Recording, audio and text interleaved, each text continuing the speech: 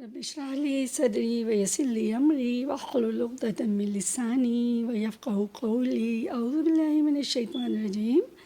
بسم اللہ الرحمن الرحیم۔ بس آج میں آپ کو کھانے کی ترکیب نہیں بتانے جا رہی، بلکہ آج کل ماحول ایسا بنا ہوا ہے ساری دنیا میں کہ ہم ایک جنگ لڑ رہے ہیں وائرس کے خلاف، اور اس کے لیے ہمیں اپنے گناہوں کی معافی مانگنی چاہیے، کیونکہ یہ عذاب الہی ہمیں ہمارے گناہوں کی وجہ سے ملا ہے۔ جس طرح یہ اللہ تعالیٰ کی طرف سے عذاب الہی ہے اور ہمارے گناہوں کی سزا ہے،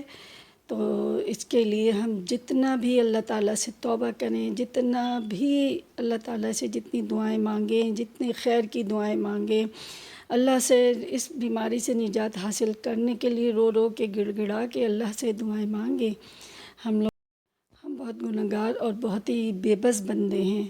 بڑی بڑی سویلائزڈ کنٹریز اس وقت جو ہیں وہ پریشان ہیں، اور انہوں نے اٹلی جیسا ملک کہہ رہا ہے کہ حالات ہمارے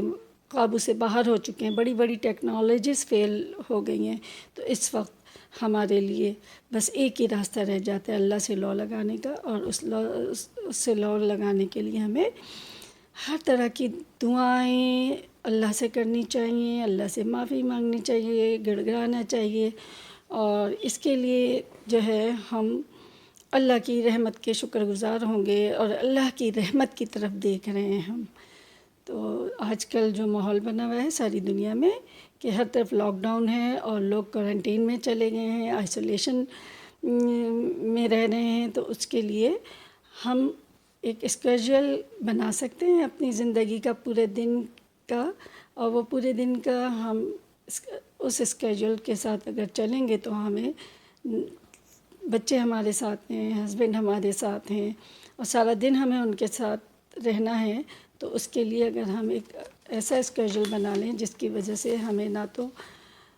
کوئی پریشانی ہو، نہ کوئی بوریت ہو، بلکہ ہم اپنا وقت اچھی طریقے سے گزار سکیں، تو اس کے لیے جو میں نے اپنا ایک اسکیجول بنایا ہے تو میں آپ کو بھی اس میں شامل کرنا چاہ رہی ہوں۔ تو اس کے لیے سب سے پہلے ہم نماز تہجد کی پابندی کریں۔ تہجد کے لیے 30 سے پہر اٹھیں، اب وہ آپ کا اپنا ٹائم ہے، کیا ٹائم آپ رکھتے ہیں اس کے لحاظ سے، پھر آپ تہجد کے ساتھ آپ جو اپنی تسبیحات جو قرآن وغیرہ پڑھتے ہیں،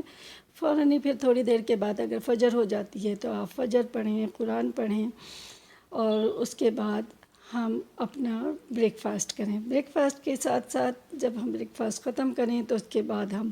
یقیناً ہم لوگ نیوز دیکھتے ہیں، نیوز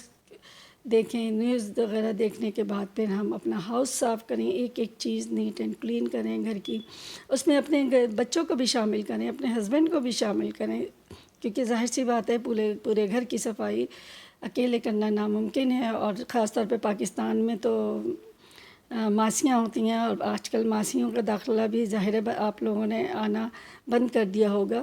تو یہاں ہمارے یہاں کینیڈا میں تو سارا کام ہم لوگوں کو خود ہی کچھ کرنا پڑتا ہے، لیکن ہم لوگ زیادہ تر جب جاب سے فارغ ہوتے ہیں تو ویکینڈ پہ کرتے ہیں، تو بچوں کو بھی شامل کر لیتے ہیں، جیسے ویکیوم وغیرہ ہے، ان سب چیزوں میں ہم بچوں کو شامل کرتے ہیں، لیکن آج کل گھر میں ہیں تو سب مل کے کلیننگ کر رہے ہیں۔ اس کے بعد ہم صلاح توبہ اور حاجات، یعنی نماز توبہ اور نماز حاجات کا ہم اہتمام کریں، اس کے ساتھ ہم تسبیحات کریں، پھر ہم تھوڑی دیر کے لیے ریسٹ کر لیں، تقریباً 30 منٹ، ویسے آپ کی مرضی ہے، آپ 15 منٹس کریں، 30 منٹ کریں، تقریباً 1 گھنٹہ، لیکن 1 گھنٹہ میگزیمم ہونا چاہیے۔ اس کے بعد دوپہر کے کھانے کا وقت ہوتا ہے، کوکنگ ہے تو آپ کوکنگ کریں، اور کوکنگ کرنے میں اگر آپ اپنے ہسبینڈ کو شامل کر سکتی ہیں، بچوں کو شامل کر سکتے ہیں تھوڑا بہت چھوٹا موٹا کام کے لیے، تو یہ بہت اچھا ہے۔ اس کے بعد ہم ظاہر سی بات ہے اب ہم گھر کے اندر ہیں اور ہمیں کسی سے کی کوئی خیر خبر معلوم نہیں ہے کہ کون کس طرح سے ہے، تو اس کے لیے ہم جو بیمار لوگ ہیں ہمارے جاننے والوں میں، رشتہ داروں میں، دوستوں میں، یا خیریت معلوم کرنے کے لیے ہم انہیں کال کریں، تھوڑی دیر کے لیے ہم ان سے بات کریں، گھنٹوں گھنٹوں نہ لگے رہیں، ہم ان سے 10 منٹ 15 منٹ ان کی خیریت معلوم کر لیں۔ اس کے بعد ہم ظہر کی نماز پڑھیں۔ ظہر کی نماز کے بعد اگر آپ تسبیح استغفار کی پڑھتے ہیں، یا اور بھی بہت ساری تسبیحات ہیں جو کہ ہم کرتے ہیں وہ کریں. اس کے بعد لنچ، فیملی کے ساتھ لنچ کریں، اور لنچ کرنے کے ساتھ ہی ہم ان سے بات چیت کریں مختلف موضوعات پہ کہ مزید ہم اپنی پروٹیکشن کورونا وائرس سے کیسے کر سکتے ہیں، مزید کس طرح سے صفائی گھر میں کر سکتے ہیں، اور کس کس چیز کی ضرورت ہے صفائی کے لیے. اور اگر آپ کے ہاں کوئی ایک بندہ، اگر آپ کے گھر میں کوئی چیز ختم ہو گئی ہے تو وہ بندہ اگر کرفیو میں نہیں ہے تو وہ جا کے اس لسٹ بنا لیں اور جا کے سامان لے آئیں. اس کے بعد ہم تھوڑی دیر کے لیے نیپ لے لیں. اب آپ کی مرضی ہے آپ کتنی دیر نیپ لیتے ہیں، 1 گھنٹے کی، 2 گھنٹے کے لیے آپ تھوڑی سی دیر آرام کر لیں. اس کے بعد آپ عصر کی نماز سے پہلے اٹھ جائیے، نماز پڑھیں. نماز کے بعد آپ جس طرح سے تسبیحات کرتے ہیں، استغفار پڑھتے ہیں، یا اور بھی بہت سی تسبیحات ہیں جس میں یا حیو یا قیوم برحمتک استغیث، اس طرح کی اور تسبیحات آپ کر سکتے ہیں. وہ کرنے کے بعد آپ چائے، اور چائے کے ساتھ اگر اسنیک لیتے ہیں تو وہ لیں. اس کے بعد ہم